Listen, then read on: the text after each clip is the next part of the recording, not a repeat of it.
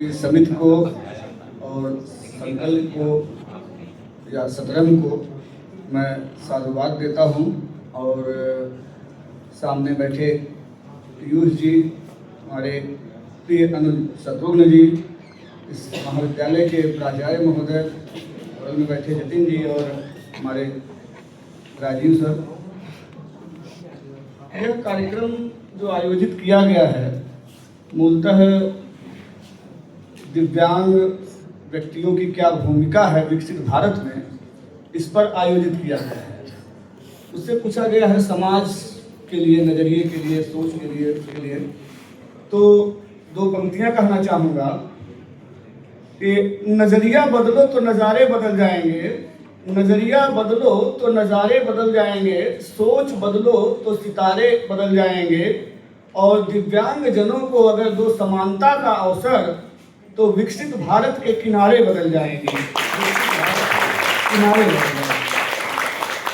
तो हमें आज हम जिस विकसित भारत की कल्पना करते हैं, हम एक ऐसे राष्ट्र में हैं जहां हमें आर्थिक रूप से सशक्त, सामाजिक रूप से समतामूलक, सांस्कृतिक रूप से समृद्ध और नैतिक रूप से हमें दृढ़ होने की जरूरत है। जब तक हम इन चारों का संकल्प नहीं लेंगे तब तक हम अपनी दिव्यांगता को खत्म नहीं कर पाएंगे।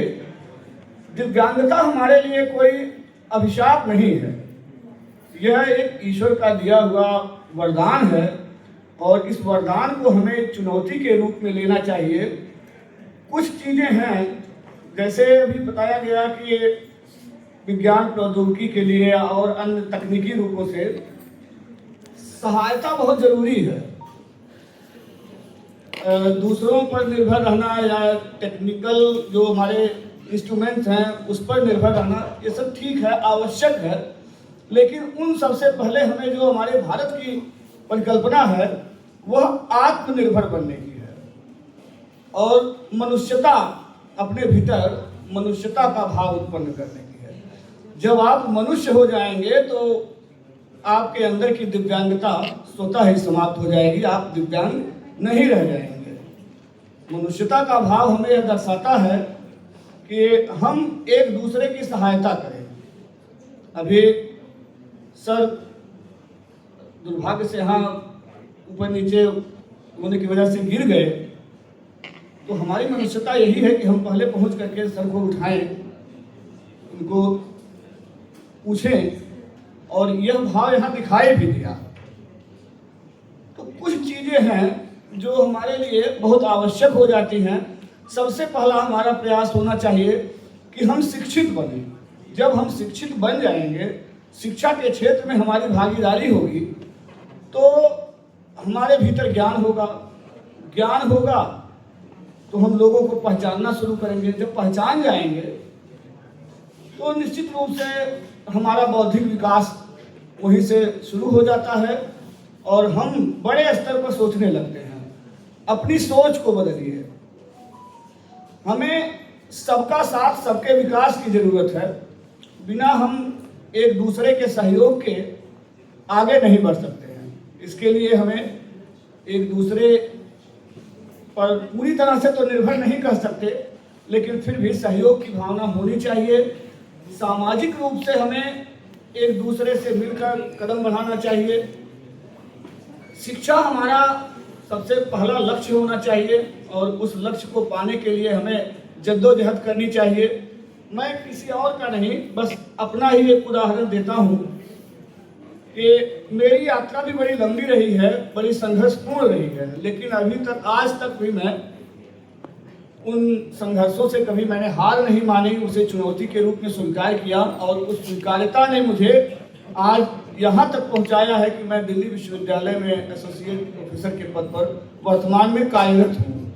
मेरी प्राथमिक शिक्षा मेरे गांव में हुई, वहाँ से निकलकर अयोध्या में एक साकेत महाविद्यालय है, वहाँ पर मेरी पढ़ाई लिखाई हुई, बीए मैंने वहाँ से किया।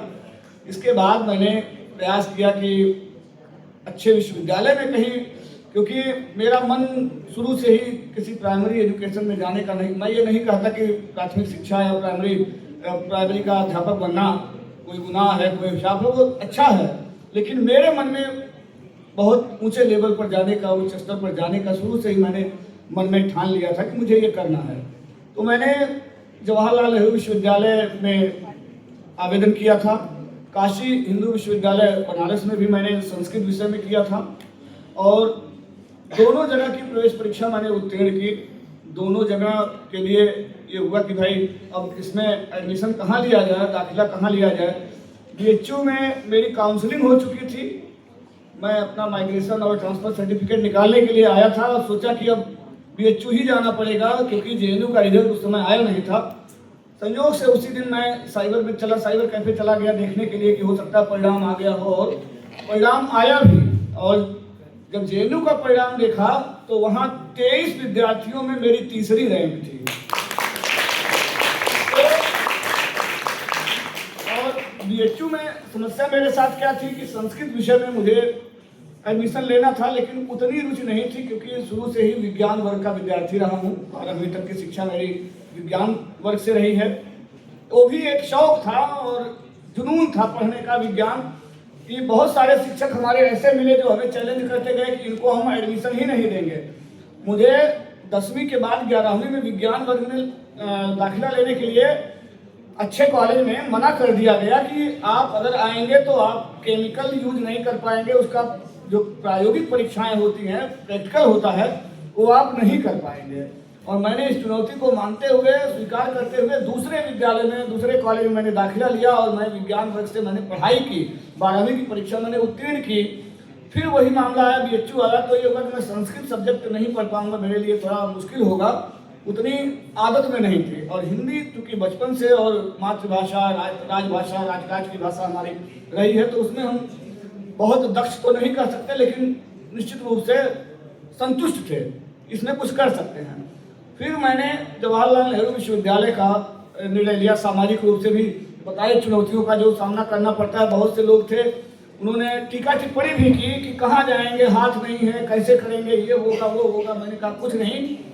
यहाँ तक कि मेरे पिताजी को, बड़े पिताजी को भी लोगों ने कहा कि वो कैसे करेंगे वहाँ जा करके। मेरे पिताजी ने कहा कि जब बनारस में तुमको मिल रहा है एडमिशन तो तुमको दिल्ली जाने की क्या जरूरत है, क्यों जाओगे। मैंने कहा नहीं, मुझे जाने दीजिए, आप रोकिए मत। तो कहे कि मैं आर्थिक रूप से तुम्हें लाभ पहुंचा सकता हूं, लेकिन शारीरिक सेवा तुम्हारी कोई वहां मैं नहीं दे सकता। मैंने कहा ठीक है, मैं स्वीकार करता हूं, बस आप मुझे आर्थिक रूप से आप सक्षम बनाइए, बाकी मानसिक शारीरिक जितना कुछ होगा वो मैं अपने व्यवहार के बल पर उसको मैं कोशिश करूंगा कि मेंटेन कर लूँ। और यही हुआ। जब मैं जवाहरलाल नेहरू विश्वविद्यालय में पहुंचा तो मेरे इतने मित्र बन गए कि मुझे 4 साल इधर उधर मुड़कर देखने की जरूरत ही नहीं पड़ी। और उसी में मैंने इतनी धारा प्रवाह, पढ़ाई लिखाई, अपना एकदम जुनून आ गया, उत्साह बढ़ गया कि अब मुझे यहाँ कोई दिक्कत नहीं है। और मैंने सारी शिक्षा दीक्षा अपनी पूरी की। और यहाँ से इसी दिल्ली विश्वविद्यालय के कई कॉलेजों में मैंने 2-3 कॉलेजों में इंटरव्यू दिए। उस समय मेरा नहीं हुआ यहाँ सिलेक्शन। फिर सवाल उठा कि आप दिल्ली छोड़कर क्यों जाना चाहते हैं। मैंने कहा मेरे लिए मेरी दिव्यांगता तो नहीं है, लेकिन रोजगार सर्वोपरि है। और वह इसलिए रोजगार मेरे लिए महत्वपूर्ण बन गया कि मेरी शादी मेरी नौकरी से पहले हो गई थी। तो वो मेरे लिए और एक चुनौती कि परिवार भी देखना है। तो इसलिए जहां, और ये होता था पहले कि पहली नौकरी जो भी मिले उसे ठुकराना नहीं चाहिए, जहां भी मिले उसे आप स्वीकार कीजिए, बाद में देखा जाएगा। तो मैंने मुंबई विश्वविद्यालय के एक साठे महाविद्यालय में ज्वाइन किया सन 2007, 23 जुलाई 2007 में मैंने वहाँ ज्वाइन किया और नौकरी शुरू की। लंबा संघर्ष रहा, वहाँ भी तमाम तरह की चुनौतियाँ आई, समस्याएं आई। 1-2 बार मैं भी गिरा स्टेशनों पर, क्योंकि वहाँ बहुत भाग दौड़ है। मुंबई की लोकल में जो यात्रा कर ले, समझ लीजिए उससे बड़ा महारथी कोई हो ही नहीं सकता है। वो बहुत बड़ा अपने आप में टास्क होता है।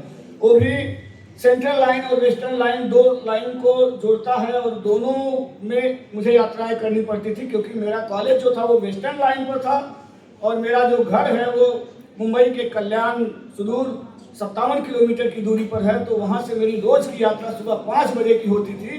तो सुबह 5 बजे मेरी पत्नी मुझे स्कूटी से विठलवाड़ी नज़दीक स्टेशन जो था लोकल का, वहाँ छोड़ती थी। उसके बाद मैं जाता था कॉलेज से फिर 2 बजे 2:30 बजे तक घर आता था। तो इस तरह की चुनौतियां रही, भीड़ भाड़ रहा, तमाम रहा ट्रेन में। लेकिन एक चैलेंज ये भी कि ट्रेन में मुझे अपने से पहले किसी को चढ़ने नहीं देना है, ये मेरे भीतर जुनून था। और मैं दौड़ के चढ़ता था, ट्रेन पकड़ता था कि मुझसे पहले कोई चढ़ेगा नहीं और मुझसे पहले मेरी सीट कोई लेगा नहीं। तो ये भी मेरे लिए चुनौती रही। तो सामाजिक समस्याएं आती हैं, आर्थिक समस्याएं आती हैं, बहुत सारे इश्यूज हैं। लेकिन आप इन सब बाधाओं को पार करते हुए जब आगे बढ़ेंगे तो आपका जीवन निश्चित रूप से निखर जाएगा, समझ जाएगा।